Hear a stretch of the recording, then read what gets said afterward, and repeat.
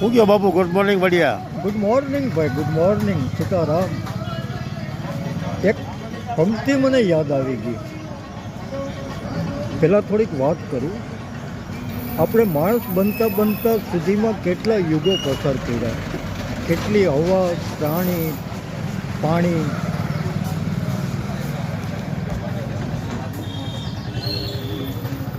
પૃથ્વીની સફર કરતાં કરતાં જીવોમાંથી આપણે જે બન્યા